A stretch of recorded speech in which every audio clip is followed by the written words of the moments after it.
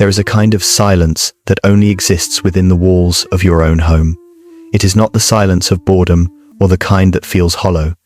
It is the silence that feels like safety, like finally exhaling after holding your breath for too long. You hear the low hum of the refrigerator, the soft tick of a clock somewhere in the distance, and for once, no one expects you to be anywhere else.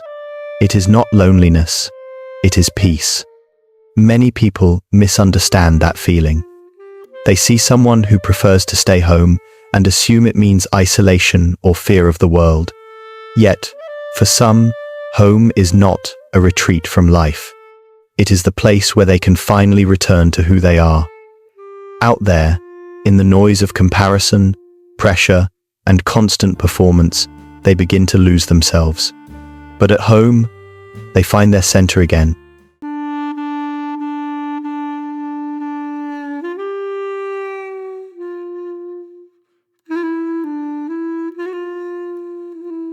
Perhaps this connection began long ago.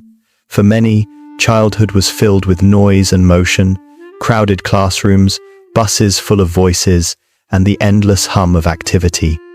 To survive in those spaces, you often had to act louder to be noticed, brighter to be accepted, and happier to seem fine. Over time, you learned to build another world inside yourself, one that was softer, slower, and kinder. That inner space became a form of home long before the physical one did.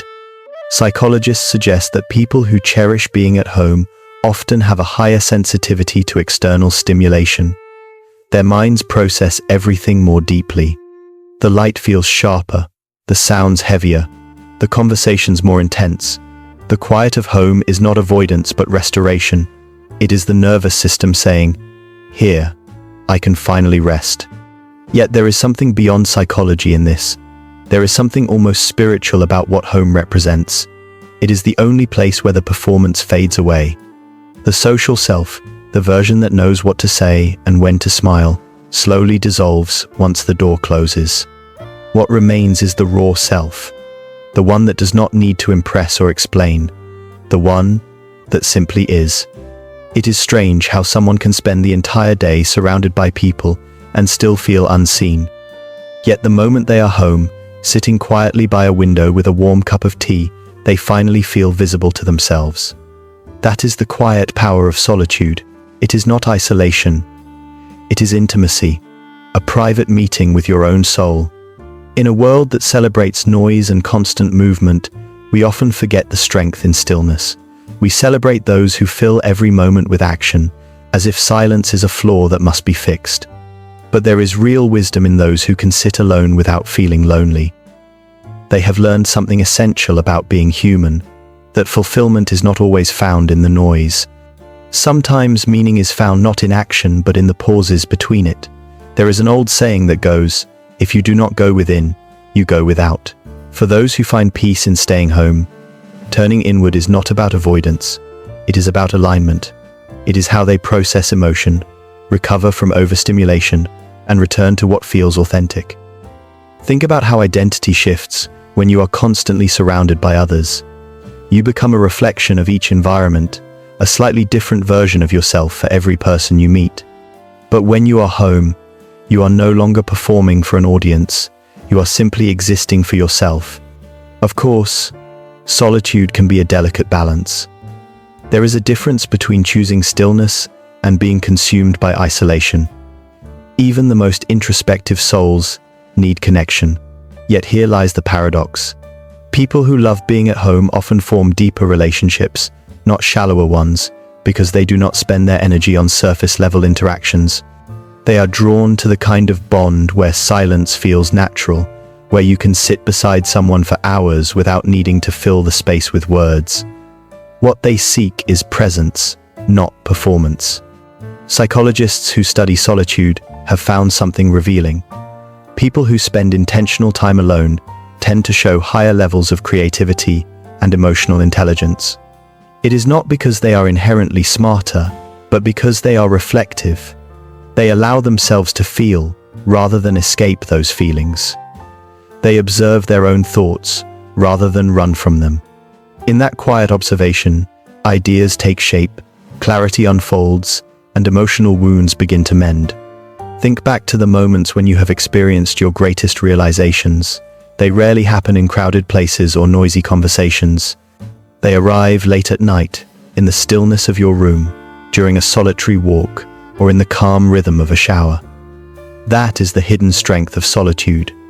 It grants the mind enough quiet to finally speak clearly. Yet many who cherish that quiet carry a subtle guilt. They worry that by choosing home, they are missing something. The world outside seems to move faster, filled with constant activity and connection. Social media amplifies that feeling, displaying endless snapshots of excitement and togetherness, each one suggesting that life is happening elsewhere.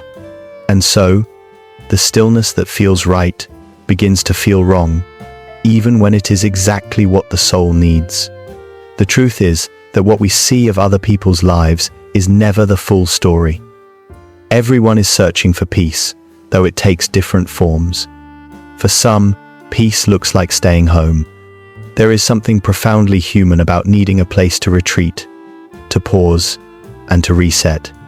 In ancient times, monks sought solitude in mountains and caves to find clarity. Today, people create that same stillness in bedrooms, reading corners, or small apartments filled with music, books, and plants. The instinct is the same, a return to calm after the storm. Home has become the modern temple of reflection. From a psychological perspective, this makes perfect sense. When you are home, your body exists in what scientists call a low-threat environment. The brain signals that it is safe, cortisol levels drop, and the body releases tension. That is why thoughts feel clearer in familiar spaces, and why emotions often rise when you are alone. It is not weakness. It is the body's way of processing what the noise of the outside world forces you to suppress. Healing often begins in quiet moments.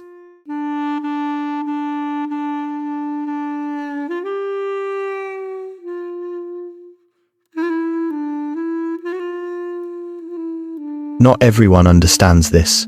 Some may say you need to go out more, or that staying home means missing out on life. But staying home is not the same as doing nothing. Growth does not always look like movement.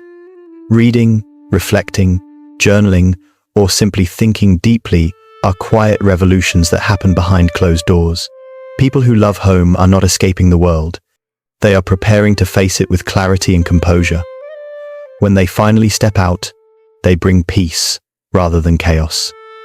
There is also comfort in repetition. The mind loves familiarity because it lowers anxiety.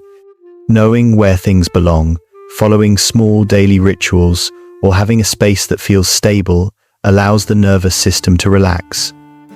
For those who cherish home, this predictability is not monotony. It is emotional balance. Lighting a candle, brewing the same cup of coffee, or arranging objects in a familiar way are not meaningless habits. They are acts of self-regulation, small affirmations that whisper to the body, "You are safe here." In a culture that idolizes productivity, stillness often feels like defiance. We are taught that worth comes from visibility, that constant motion equals success. Yet those who love being home quietly challenge that belief. They remind us that meaning does not always come from movement. Sometimes it comes from stillness, from being rooted enough to notice the sound of rain, from having the space to think deeply about who you are becoming. That may be why those who value solitude often possess an inner world so vivid and expansive that it outshines the noise outside. When you spend enough time in solitude, imagination begins to open like a flower. The mind grows quiet, and in that quiet, it starts to notice what others overlook. You begin to see patterns that hide in plain sight, to sense the poetry woven into ordinary things. The way sunlight touches a wall, the way dust moves through the air, the soft sound of laughter coming from another room. Beauty reveals itself not through grand gestures, but through stillness. It is a slower kind of happiness, one that asks for no audience and seeks no validation. Some people will never understand this kind of contentment. To them, silence feels heavy, and solitude feels like punishment. Yet for those who love being home, silence is not an absence of sound, It is a kind of music. It is the quiet rhythm of feeling whole, of realizing that in this moment, you are already enough. There is a beautiful paradox in those who find comfort in staying home. They are often mistaken for being detached or distant, when in truth, they feel life more intensely than most. Every interaction leaves an impression. Every noise lingers. Every word carries weight. When the world grows too loud, their retreat is not an act of fear, but of preservation. They step back not to avoid others, but to protect the fragile balance within themselves. You can learn a great deal about a person by the way they care for their space. Some homes are filled with music and light, with plants stretching toward the window and the air carrying the scent of warmth and life. Others are dimly lit, wrapped in soft blankets, and the faint aroma of coffee or candles. Every home is a reflection of the person who inhabits it, a tangible expression of an emotional landscape.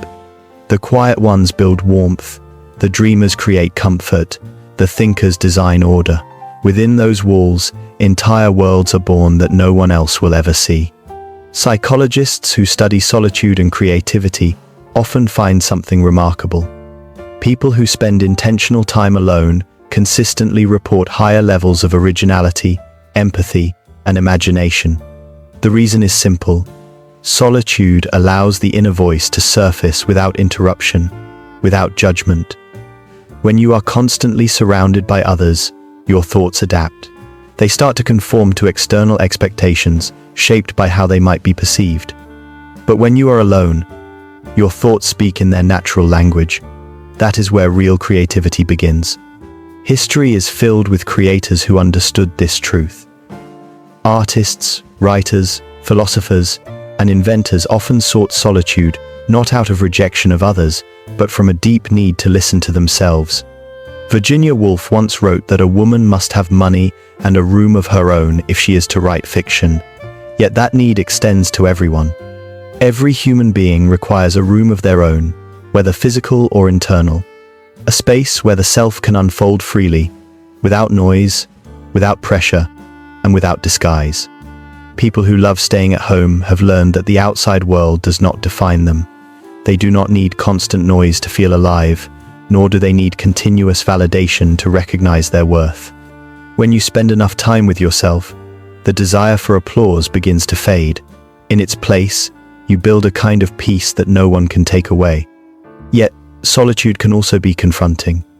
When distractions fade, thoughts grow louder, and that silence can feel uncomfortable. This is why not everyone can remain in stillness for long. The quiet becomes a mirror, reflecting back what they have been trying to avoid. But those who learn to face that reflection begin to understand something profound.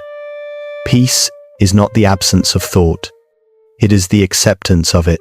They learn to sit with their emotions, to observe them rise and fall without judgment or resistance. That ability is the essence of emotional maturity. Psychology tells us that comfort with solitude is one of the strongest indicators of self-awareness. People who can enjoy their own company often possess a more grounded sense of identity. They are less vulnerable to peer pressure, less dependent on external approval, and more guided by their own values. Time spent in silence teaches them to recognize the sound of their own voice amid the noise of others. Wisdom grows in those quiet spaces, slowly and steadily, without spectacle. Of course, even people who love being at home experience loneliness. But their loneliness carries depth. It is not the ache of emptiness, but the longing for connection that feels genuine rather than rushed. They would rather be alone than surrounded by people who make them feel unseen. That is not pride, it is discernment. When they do find the right people, they love with presence and sincerity. Their affection is quiet but unwavering because they understand the value of energy. They give attention deliberately, offer trust carefully, and love with intention. That is why their relationships tend to last. They are built on depth, not on noise. There is another side to this, one that is often left unspoken. Some people fall in love with home not because they have found peace, but because they are exhausted. They are tired of being misunderstood, tired of the world demanding versions of them that do not feel real. For them, home is not escape, it is recovery. Psychologists refer to this as emotional decompression, the process that happens when a person has spent too long pretending. Within those quiet walls, they finally allow themselves to rest, to breathe, and to be who they are without the weight of performance. When you come home and feel the sudden urge to lie down, to be still, to simply exist, that is your body finally exhaling. You have spent the entire day holding your breath, managing impressions, regulating emotions, suppressing reactions. The moment you step through that door, everything you have been carrying begins to fall away. That is not laziness, that is healing. People who love staying home often live with a heightened sense of empathy. They absorb the moods of others as if their emotions were their own. They notice the shift in tone, the smallest change in body language, the subtle energy that most people overlook. This sensitivity is a gift, but it can also be exhausting. Their retreat is not withdrawal. It is restoration. In that stillness, they gather themselves so they can return to the world, calmer, clearer, and more compassionate. The more you look at it, the more you realize that staying home is not just a personal choice. It is a rhythm of personality. Some people are attuned to external stimulation. They draw energy from motion, interaction, and the buzz of activity. Others are attuned to introspection. They thrive in the quiet structure of pattern, rhythm, and peace. One is not better than the other. They are simply different ways of being human. Yet, because society glorifies constant motion, those who prefer quiet often grow up believing that something is wrong with them. The truth is, they are simply tuned to a different frequency. There is a rare beauty in that difference. The world needs both, the ones who move forward and the ones who pause to make sense of it all. The explorers and the observers, the creators of sound and the seekers of meaning within it. And often, it is the listeners who help the world understand itself. They are the translators of chaos into understanding, of noise into narrative, of distraction into depth. Perhaps that is why so many writers, philosophers, and artists feel most alive in solitude. It is not because they wish to escape the world, but because they want to feel it more completely. They turn quiet into clarity, stillness into creativity, solitude into art. Their homes become reflections of their inner lives, each object and corner carrying intention and memory. But this truth extends beyond artists. Psychologically, home is where we process existence. It is where the emotions we cannot express elsewhere find space to unfold. It is where we return to the self that has been stretched and reshaped by the demands of the outside world. That return, that quiet homecoming, fulfills one of the deepest human needs. Because no matter how far we wander, everyone needs a place where they can land safely, breathe freely, and remember who they are. A place where you can lay down your armor and simply exist. For some, that place is found in the presence of others. For others, it lives within silence, four walls, and the soft glow of familiar light. There is something sacred about choosing stillness over spectacle. It takes quiet courage to step away from the noise, to stop chasing visibility, and to find meaning in being unseen.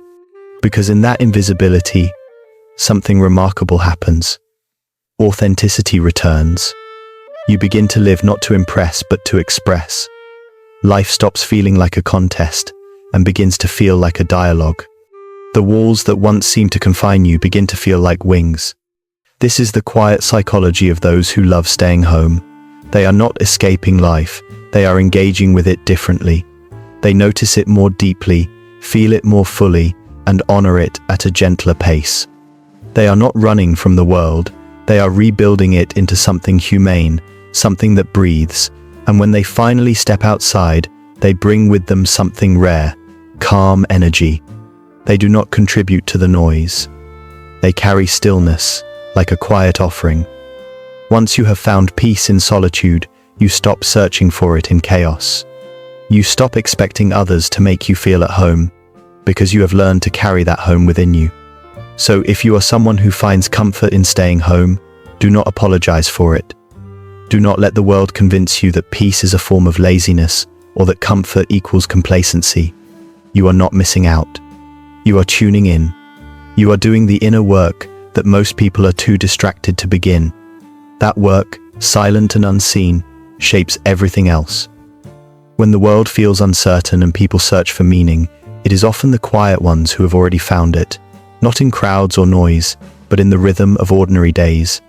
In the warmth of morning light, the softness of evening rain, and the steady sound of your own heartbeat in a room that feels like yours. That is the beauty of it. Home is not just a building. It is a reflection of peace that has been earned through awareness and patience.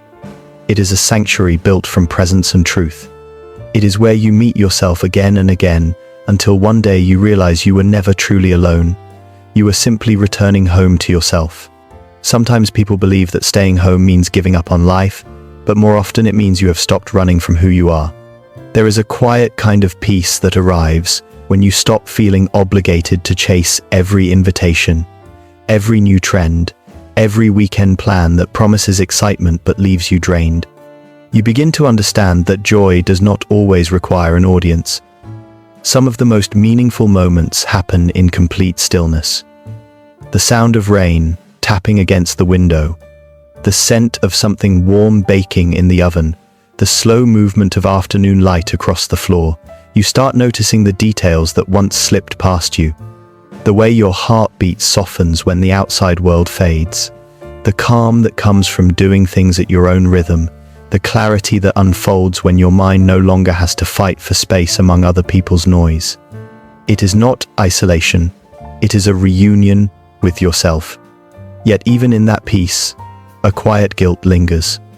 We live in a culture that glorifies visibility, where being seen is often mistaken for being alive. If you are not posting, not showing up, not joining the collective rush, people assume you are fading away. But perhaps fading from their view is how you come into focus for yourself. Perhaps quiet living is not about disappearing, but about finally existing without performance. At home, you learn that solitude is not the absence of connection. It is the foundation that allows genuine connection to exist. You start to see that not every friendship requires constant updates, not every dream needs to be displayed, and not every day has to be productive to hold meaning. There is a quiet beauty in the invisible life, in moments that pass without applause, in growth that only you can sense. Maybe that is the secret. People who love staying home are not avoiding life. They are approaching it differently, slowly, deliberately, without the noise.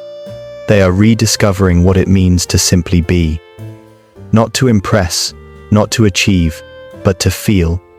Because sometimes the most courageous act is to do nothing at all, to sit still in your own presence and realize that at last, you are enough.